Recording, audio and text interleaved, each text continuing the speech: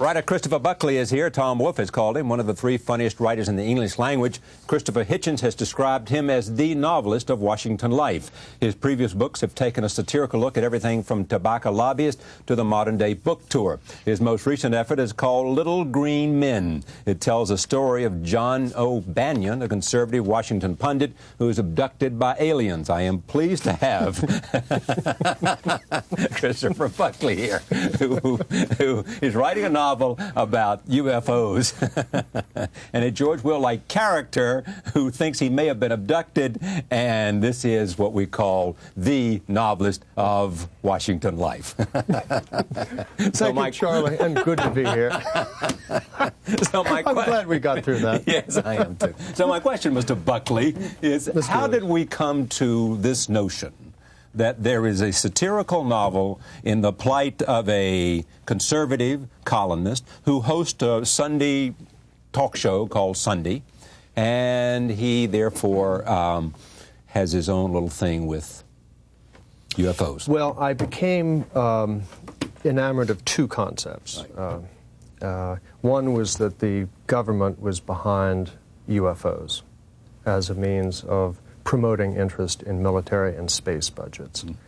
I don't believe that, but it's not such a far-fetched But it's a nice topic to write about. A lovely little idea. And secondly, we all, I think, know people who would admit after a couple of martinis a belief in flying saucers. You might, being from your part of the world... Former president here, former president there. Well, as a matter of fact, you might know someone who knows someone who knows someone who professes a belief in alien abductions. According to the polls, something like 30% of the American people believe that aliens are regularly abducting Americans. Anyway, but these are not, the people who believe in these things call them, workaday Americans. They're not, you don't meet them at big Washington dinner parties or New York dinner parties. Kay Graham does not announce a belief in these things. To my knowledge, Charlie Rose does not announce that he believes. No. But what if one did?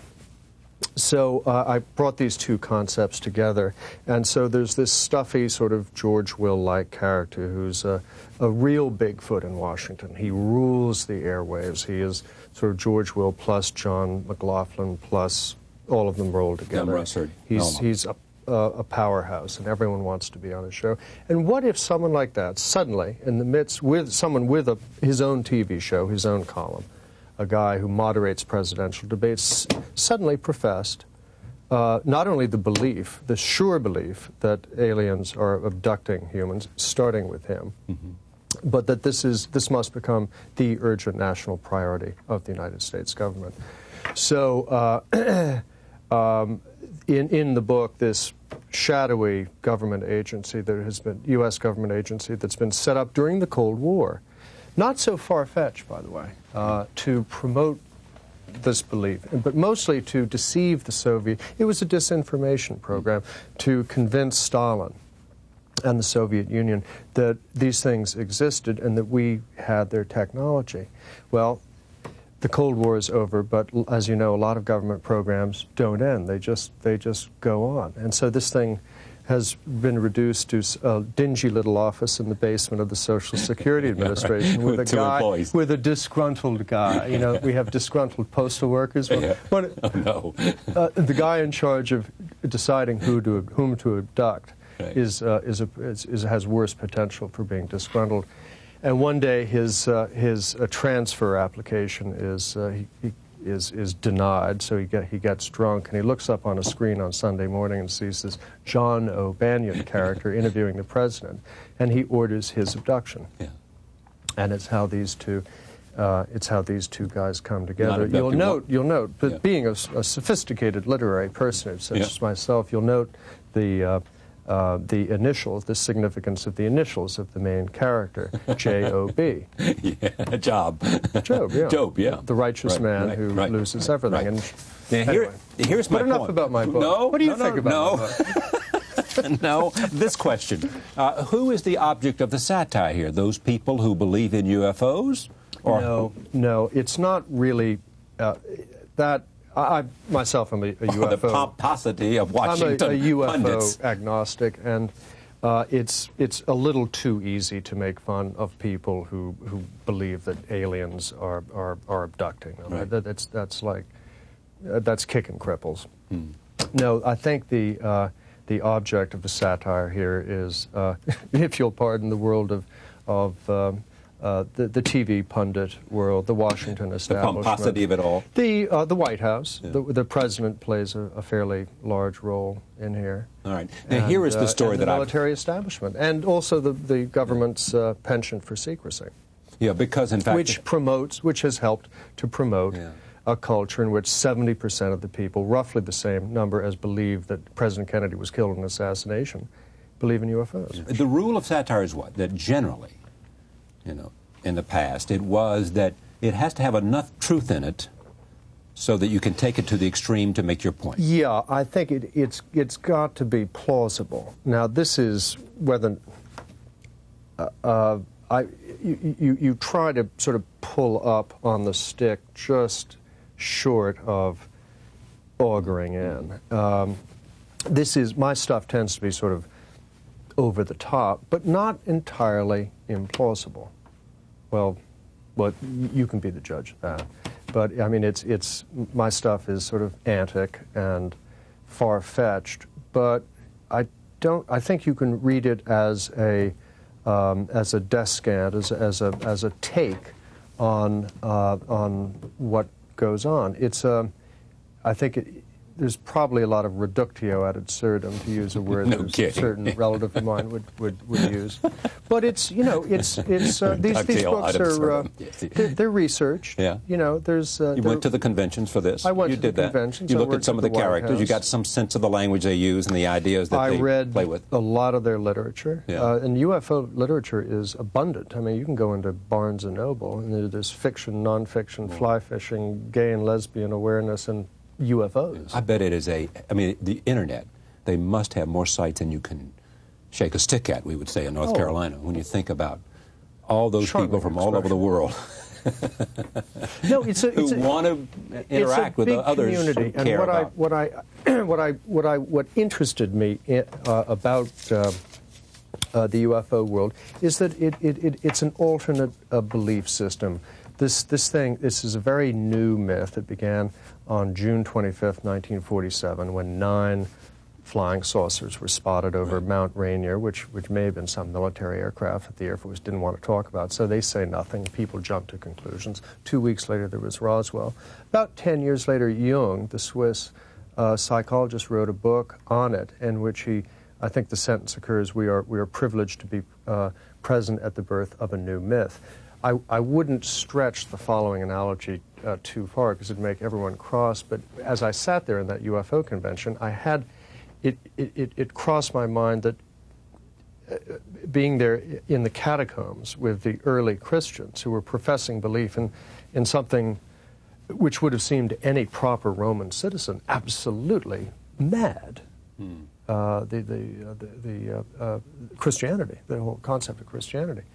Was that there were certain phenomenological parallels. Right. So that's what interested me.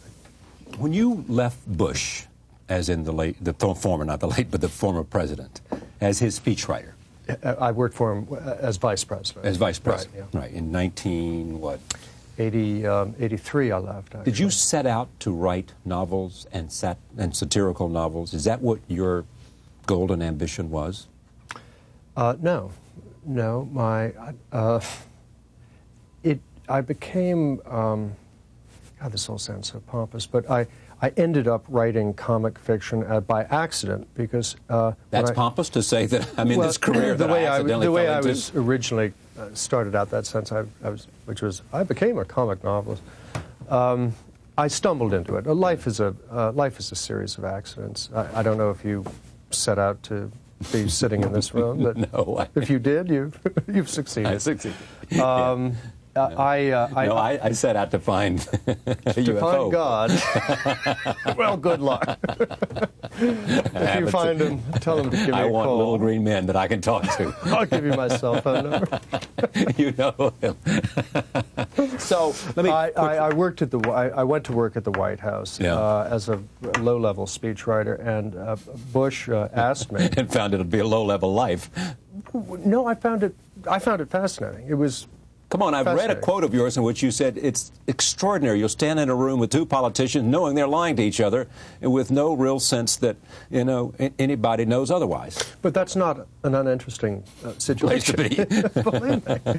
I was, as our Bush's hands and mine were about to shake on coming to work, he said, "Oh, there is one thing." And I said, "Yes." He said, "Would you mind terribly not writing about it after you finish?" Now, a writer's life is his capital, so by agreeing to do this, I was, in effect, making this a short-term taking out a appointment. very long certificate of deposit. But I became fascinated with the White House memoirs while I worked at the White House, and I had all this material. And anyway, I mean, it wasn't as though I could have written a very interesting memoir. No, to my knowledge, no vice presidential speechwriter has written the Ur memoir. There's always a first. Well, there's a first. But so I decided to make fun of the literary form of the White House memoir, and so I wrote by accident a comic novel called The White House Mess, which I think you had me on the show. I did, in fact. Tell me what you think of the president and all that we have been through as a country over the last year. You know, the last time I was on the show 2 years ago, you asked me a question that struck me as odd, which was, will President Clinton finish out his term? This was pre-Monica and... Prescient I was. Ça va sans dire. Well, I think he's put the country through hell, quite literally. It's not a year I think any of us would care to relive. And now I suppose I don't know what goes on in his soul. My meeting with him was very brief. He has the second epigraph. Right. Should I tell that story? No, yes, please. I met him at a book party, and our hands shook, and he said, "Did you write that book about the White House, about the tobacco lobbyist?" I said, "Yes, sir." The presence of president is there's something of magnetism, and he is a magnetic guy. There's a tractor beam. He is really quite extraordinary. You see why Maureen Dowd suggested in her column that he might be the devil. But I said, "Yes, sir." He said, "That was the funniest goddamn book I've ever read," which made me immediately want to run out and register for Democrat. Obviously, it was a practiced line. Someone had whispered in his ear, you know, he writes books. But then he said... See, I wish you hadn't said that. I am so gullible. I was going to say, how smart is this president? He knew the book, he knew what it was about, and he didn't obviously know you were going to be there. No, See how but gullible I Sidney am? Blumenthal was there to whisper in his ear. I see. Wrote a book about a tobacco novelist, comic. Yeah. So, you know, but at the time, believe me, I was a believer. I said, I believe. You know? Everything they've said about you. So he said, "That was the funniest goddamn book I've ever read." And I said, "Well, Mr. President, I may have to use that as a blurb." And he laughed, and he said, "Well, better leave out the swear word or you'll get me in trouble." How innocent this seems. This was 1 month before the Monica story broke. So he said, "What are you working on now?" I thought, oh my God, Buckley, President of the United States has just asked you for a plot summary of your novel, which is something I don't even inflict on my good friends. So I said, "Well, you know, boil this down to 10 words." So I boiled it down to U.S. government is behind UFOs. And he laughed in a way that struck me as, at the time, just the practiced reflex of a politician.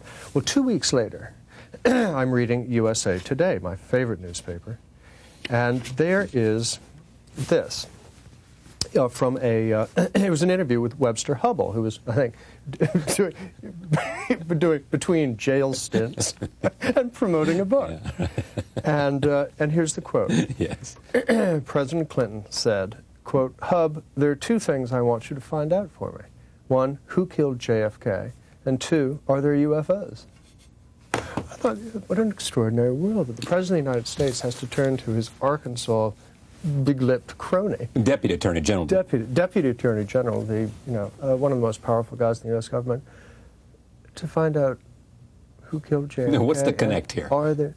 Well, the helplessness of the chief executive.